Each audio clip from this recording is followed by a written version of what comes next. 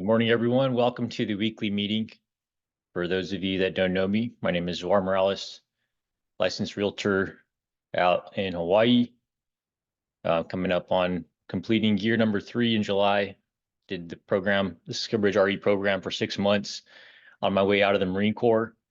My wife joined real estate same time as me, so we have been going at it full speed and loving it. It has its highs and its lows, but overall, we're grateful to God for being in this business, being able to stay in Hawaii, maintain the same lifestyle that we were living in the military with that comfortable income, and meeting people, making dreams come true, all that stuff.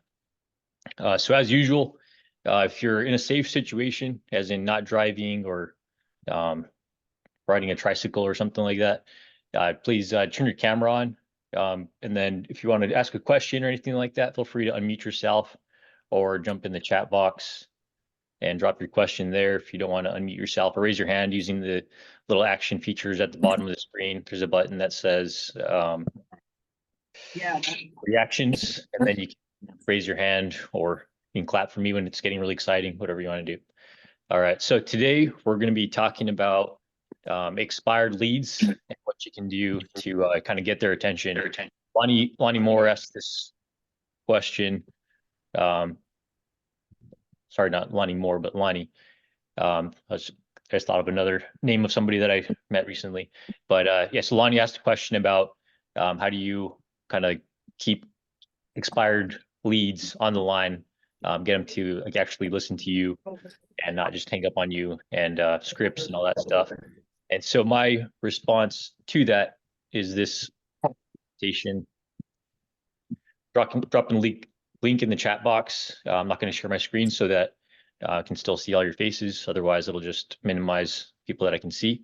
But so this is my response. Don't tell expireds what you're going to do for them differently.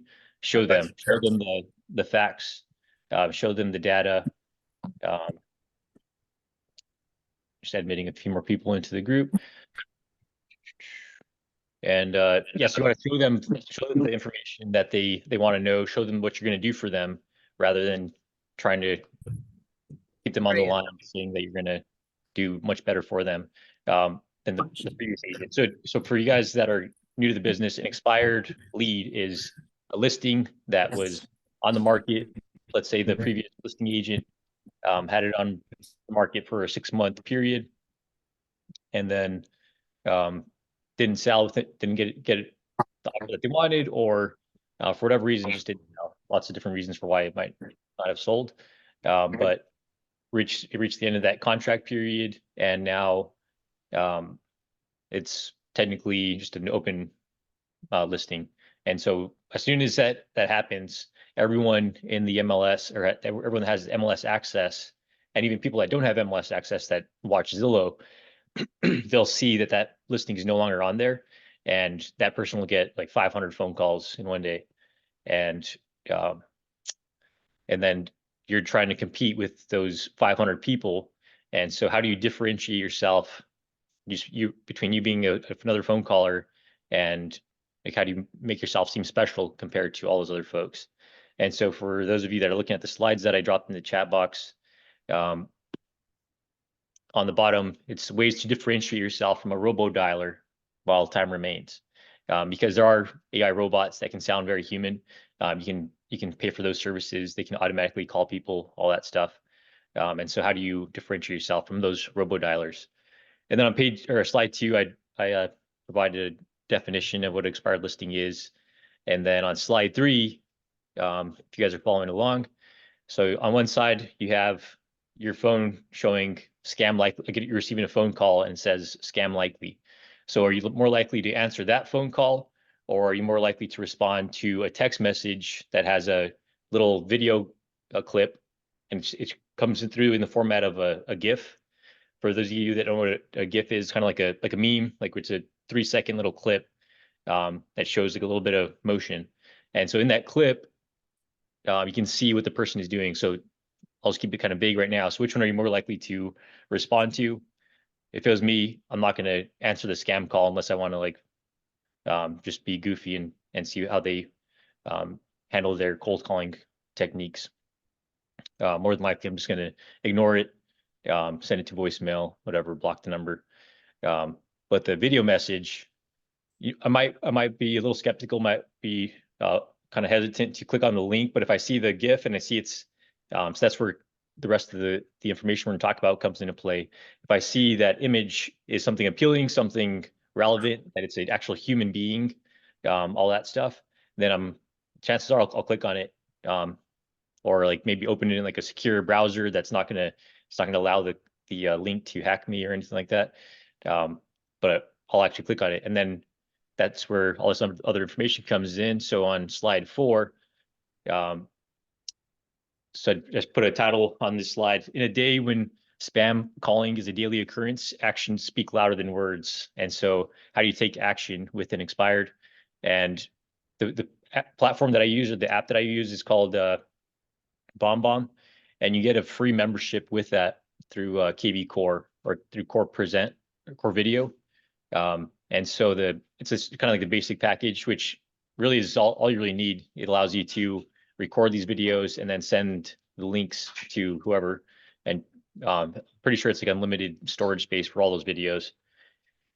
And so on the left side of that slide 4, I did like a demonstration, sent it to my wife because I want to see what it looked like and what it looked like on the other end when she receives it, which I recommend doing with anything that you guys sign up for, because you don't want to like when you first set up your KV Core, if you don't do it properly, you'll be sending messages to a bunch of random people, or if you put all your contacts in there, like everyone will be getting these, hey, do you want to buy a house messages, and you don't without you meaning to, because it automatically sets up all that stuff. And so in that little clip, you can see that it shows a quick like 2 or 3 second clip where it shows a little motion. And so in that video, I had a little message on my phone saying hi to my wife.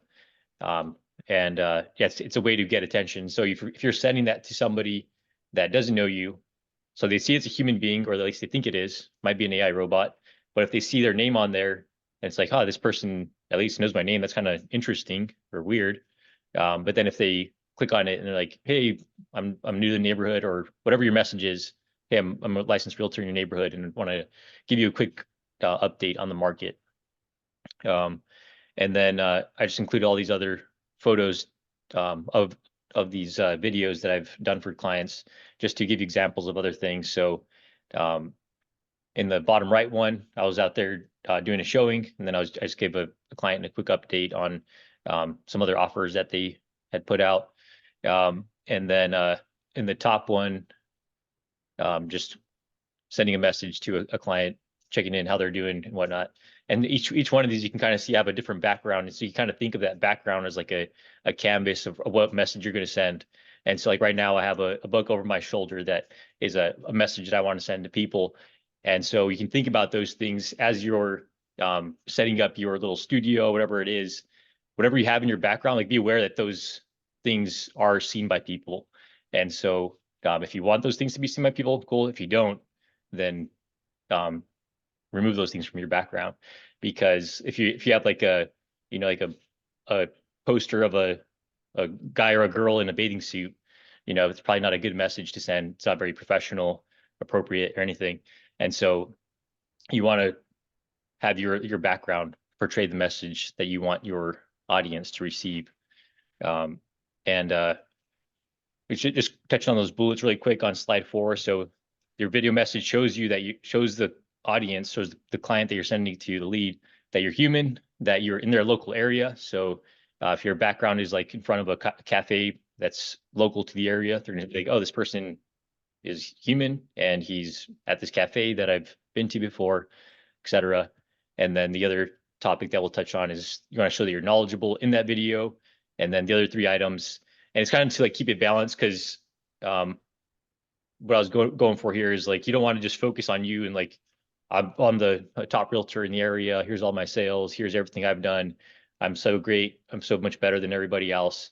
Because a lot of people will probably just be like, oh, this person's annoying and kind of self-absorbed. And enough about them. What are they going to do for me in my house? And so you want to make sure you keep a balance between how great you are and what you're going to do for them in their particular situation. All right, so on to slide 5, because some of you are probably thinking, like all these what ifs and the cons of this type of approach. And so some of the pros of this approach of sending video messaging to reach out to not just expired leads, but really any leads. For one, it's free. And so BombBomb offers some paid packages where it has a bunch of other features for video editing, email, like they have a special framework for the email to make it look more appealing, all that stuff. And so you can pay for those extra features if you want to, or you can just use the base package where it just lets you record videos. There's also other services out there like Loom. It's spelled Loom. And I think they limit you to like 5 or 10 5-minute videos. But yeah, there's lots of other opportunity or options out there. Another pro of the video messages is you can see if the person opened it. That's particular to Loom and BombBomb. So on BombBomb, I can see if they clicked on it. I can see what parts of the video they watched, how long they watched it, if they watched it at regular speed, half speed, or double speed. And so if I'm sending a client like a thorough explanation of like the purchase agreement, and I send them that 30-minute video where I'm like in detail explaining everything so they can watch it at their own pace and watch it over and over again if they want to. Then I can always go back and look at it, because if they're like, hey, you never explained this to me, and I'm like, actually, here's the clip that I sent you, and it shows that you opened the first 5 seconds and you didn't watch the rest of it, but I took the time to record that for you and you completely ignored it. And so you can use it for that, or maybe it's like also from the other perspective, not just kind of like the bad side, the good side. You can see if maybe they like accidentally closed out of it halfway through, and at the end of it, you had a question for them, and you can kind of remind them what that question was or whatever. So that's another pro. You can see if they opened it or not. Whereas with the phone call, you don't know if you actually reached the person. It might be a wrong number, might be the person's office phone number that doesn't have voicemail or something. You can build rapport through that video. And so a lot of people that do YouTube channels, they talk about how they have people reaching out to them that feel like they already know them, or they see them walking down the road and like, oh, hey, you're so-and-so that does those videos about the local area. And they feel like they already know you, and they talk to you like, oh, it was really funny when you said this or that. And so they want to work with you instead of you trying to force them to work with you. They want to work with you, and kind of takes out that whole chasing the person around situation. You can also mass broadcast it. So one of the like kind of opposing the time consuming piece. So people might think like, oh, I've tried recording video before. It takes me like an hour to record a 2-minute video. So this is just way too much time for me. So if you keep your videos generic, so let's say even after like lots and lots of practice of recording videos, it still takes you forever because you want to make it just perfect, and you just can't let yourself just send a video without it being completely perfect.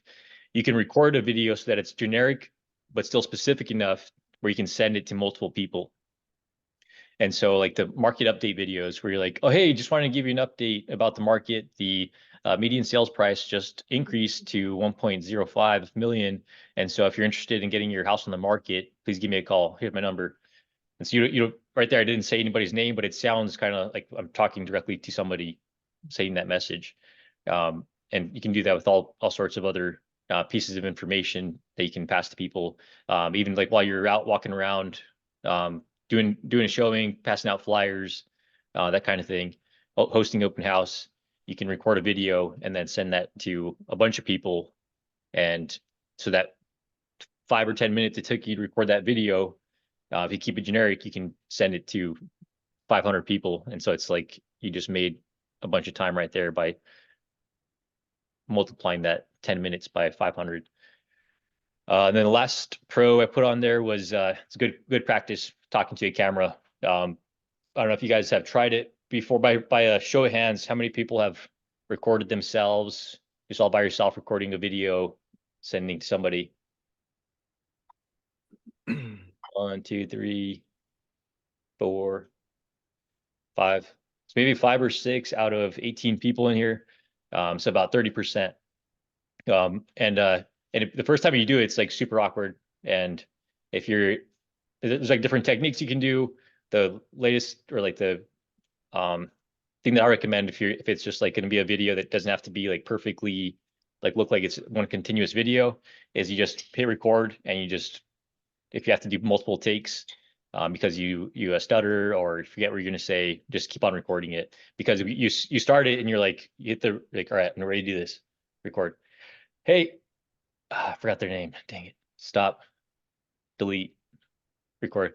Hey, so and so, and then you forgot what you're going to say, and then you just keep on, and then you get like an hour goes by and you've only gotten like 15 seconds into the video and you're like, this is worthless, I don't want to do this anymore.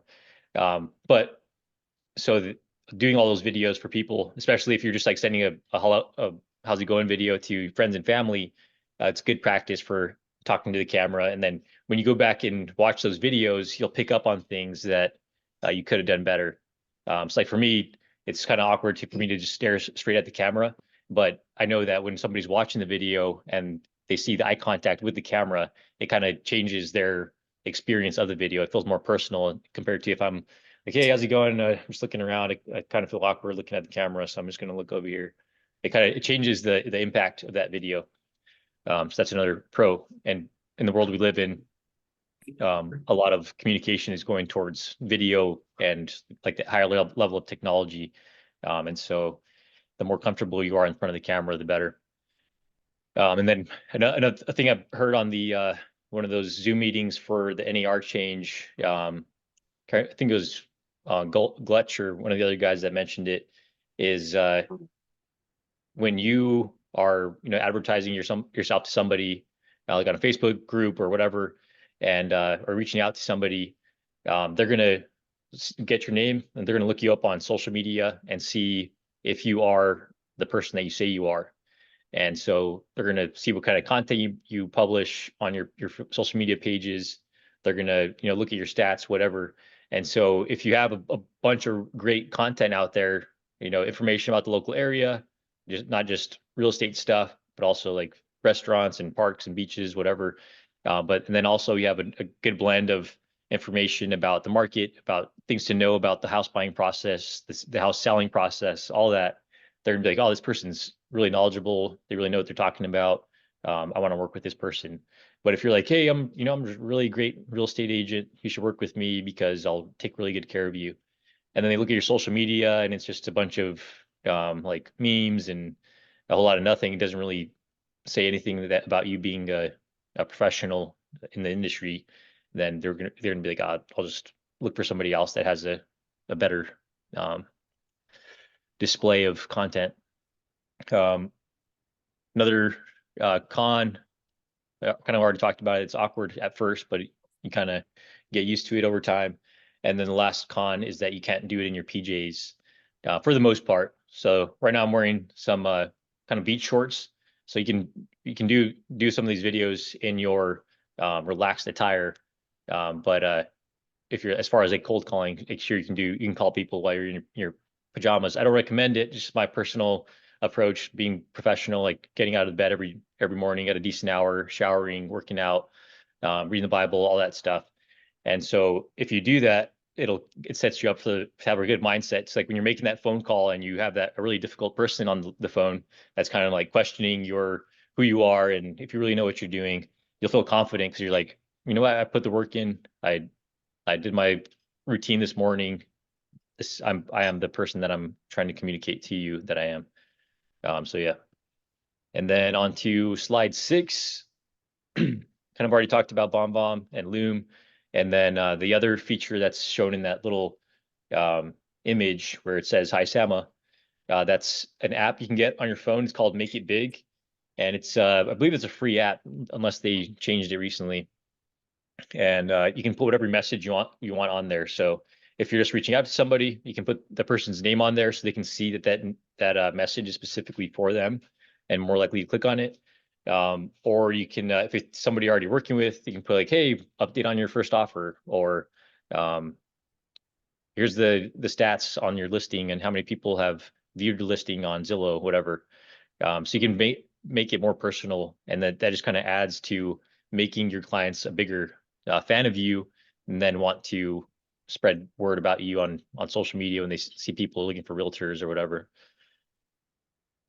Slide 7, and so just kind of all these check marks are just checking off the items I brought up initially about why it's good to do this type of approach. Shows people that you're human, so you can see the human being in the video. Shows the local area. So on slide 7, my background, I have one of the townhome communities in Kaneohe. And so if I'm trying to talk to a client that's selling their property there, I can be like, hey, I'm just in the Hui Manu community. Just wanted to send you a quick message. I was just checking out this open house. They did a really nice job with it, and I think it'll go for this much. And so if you're interested in selling your house for that much, I'd be happy to talk to you about it and all the next steps that we can do. Slide 8 shows that you can show through the video that you are knowledgeable. So you can send them information with charts, because in the app, it'll let you switch between just camera or sharing your screen and your face, or just a screen. And so you can pull up charts and recently sold data, all that stuff, and talk them through all that, as well as talking to them through documents. Like once you're ready to get to the listing agreement, you can do that and talk them through every detail so they can have that for reference. Slide 9, you can show their neighborhood and show the knowledge that you have about their neighborhood and how you can maximize the value that they're going to get out of listing with you. Slide 10, you can talk to them about why so this is more specific to expireds. You can talk to them about why you think that their home didn't sell.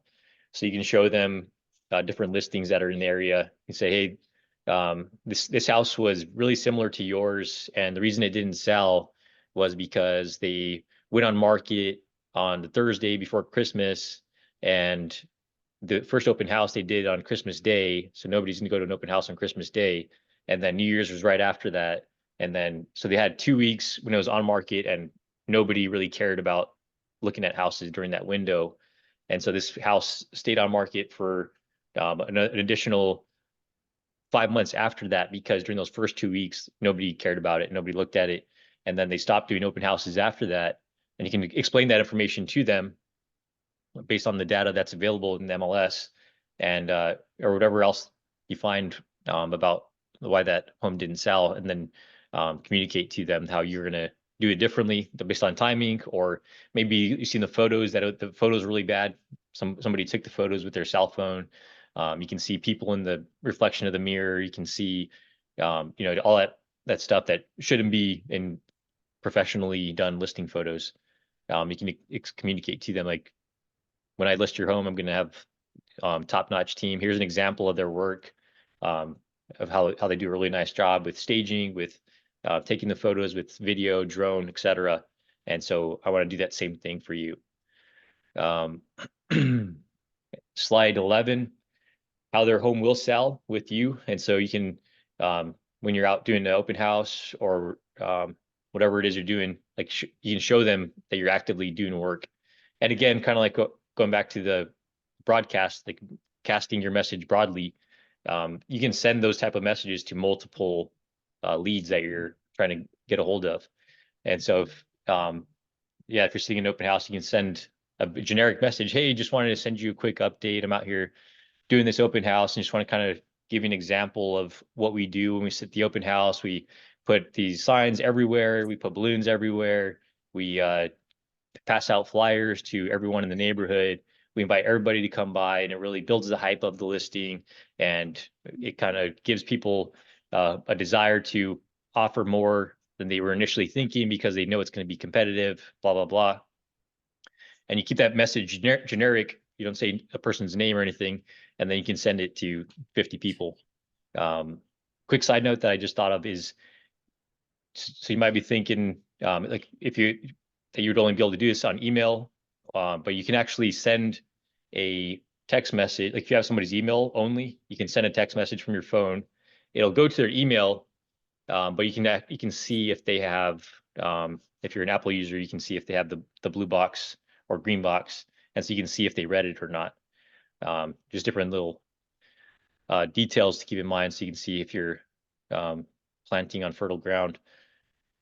And on to slide 12. So just to kind of touch on the detail of the question about types of scripts to use. My response to that is the best script is the one you actually use. There's a million and one scripts out there. In the slide, I'll just drop it in the chat box here. There's some free scripts from Redx. Redx is one of the kind of like lead generation sources. A little bit expensive, but depending on how you look at it, if you close one deal out of it, makes it worth it. There's also Vulcan and a bunch of other services out there that you can get expireds, FSBOs, for sale by owners, a bunch of other types of listings or leads. On that slide, I also included a little picture of this guy, Justin Ford. Sorry, my dog's squeaking his toy. Mindset is what makes or breaks you. And so if your mindset is like, I hate cold calling, hey, click, hang up. All right, I'll try a little better, try a little harder. Hey, hang up. And then you're like, this is terrible. I don't want to do this. And you're just like, hey, and you actually get somebody that's actually going to listen to you. Hey, I wanted to reach out to you and see if I could talk to you about selling your home. And they're just like, wow, this person needs something for their life. And they're not thinking about asking you for help with selling their home. They're like, man, should I call the suicide helpline for this person? So some techniques to help with that. On that slide 12, I put a picture of a lady smiling. So there's this book called How to Win Friends and Influence People. Highly recommend it if you haven't read it. And one of the chapters talks about the power of smiling and how if you smile, you can actually hear it in the person's voice. And your voice sounds differently because of the structure of your face. And so if you keep things like that in mind and keep in mind like your energy, like maybe you might want to talk super fast depending on how you feel the person. Like if they're in a rush and you want to kind of get your message out real quick, maybe you're talking really quickly so you can give them your message and then they can hang up, set up an appointment for another phone call. Or maybe it's just somebody that's like sitting on their porch and they're just have all the time in the world and like, hey, Mr. So-and-so, how you doing? I just wanted to talk to you about selling your home. And so you can kind of pick up on different techniques like that from reading books like How to Win Friends and Influence People. There's, again, a million and one other books out there like that. And lastly, for KV Core, there's lots of classes out there. So on slide 13, I provided a link to the Trackstar website. So you won't have access to that until you're licensed and active with EXP. But there's that class and there's tons of other classes that you can go to on EXP World and attend those classes for details and step-by-step walkthrough of how to set up your KV Core and maximize your capabilities with that using campaigns, which automatically sets up spaced out messages, meaning like it'll send them a text message. Hey, I saw you were looking at my website. And then a week later, hey, just wanted to follow up. Did you receive my first message? And then maybe the third week reminds you to call them. And then so on and so forth. You can customize those. And there's also ones that you can buy. There's ones that you can get for free from people. But yeah, really powerful tools out there. So that's all I've got. Any questions on anything that I've talked about today?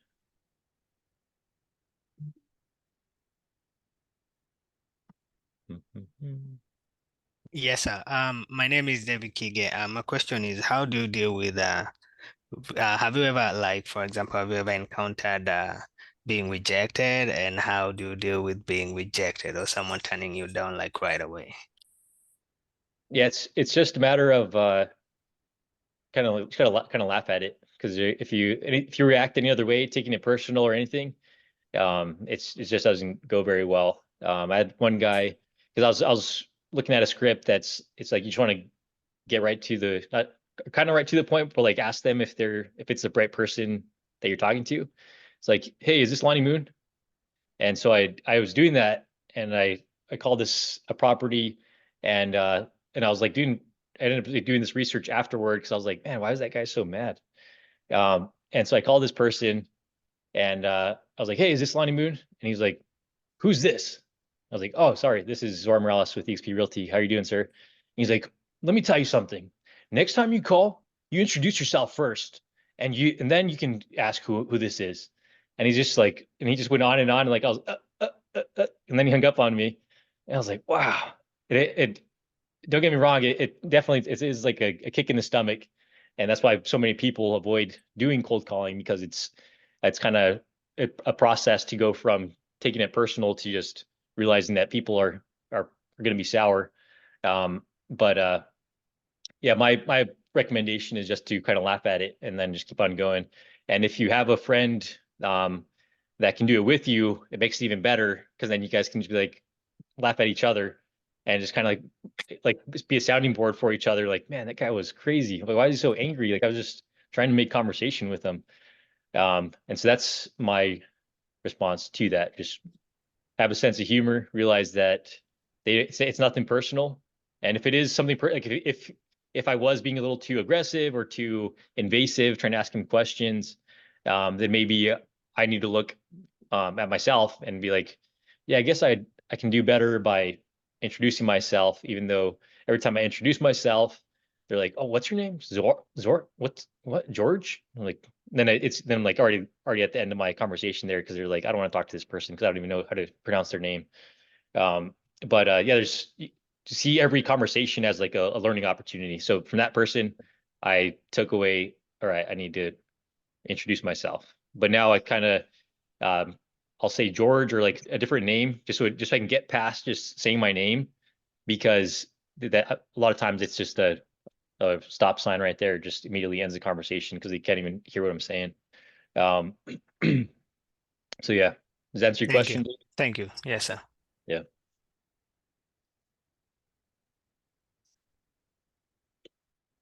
All right. I'll stick around for a couple more minutes if anyone wants to ask more questions. Otherwise, hope everyone has a wonderful day. Feel free to reach out. Aloha.